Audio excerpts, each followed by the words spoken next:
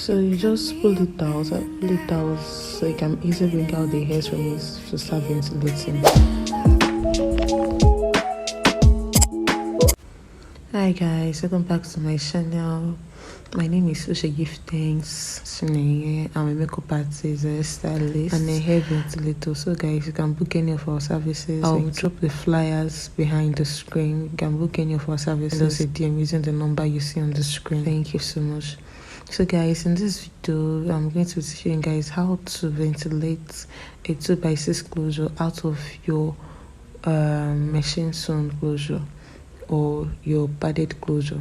So what I'm holding in my hand is a padded closure, and the items I'm going to be using for this is my scissors, my pin, my needle, and canvas head, plus ventilating, well-structured ventilating nets and templates. So guys, I've already mapped out the closure guideline. So if you want me to drop a tutorial on this, just drop a comment on the comment section and I'll drop a tutorial on how I draw the guidelines and place it on this dummy head or canvas head. Okay, let's get right into the video. I'm actually trying my best to make this video a well-detailed video. But if you think there's something you want to ask or you want me to make a video on, just drop a comment in the comment section. So this is my ventilating pin. I'm using the pin that picks 1 to 2 strands. Now here is my razor. For this razor, I'm going to be using it to cut out the place in which the closure was sewn into the net. You can just watch and see. Now the trick behind this is for it to be easy to pull out the strands from the net, because this is a padded closure. It was like a machine insulating heads into the clothes at the back. I don't know if I should call this a cloth or not. Okay, so I'm not going to do too much talking. Just watch the video, concentrate, and learn something from it.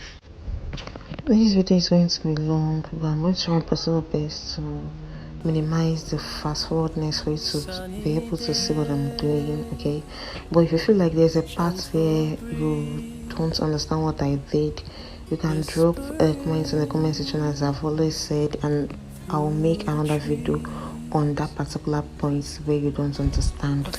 So now I'm done removing it from the clothes or wherever I see in the video. Now I'm going to be pulling out the strands from the net.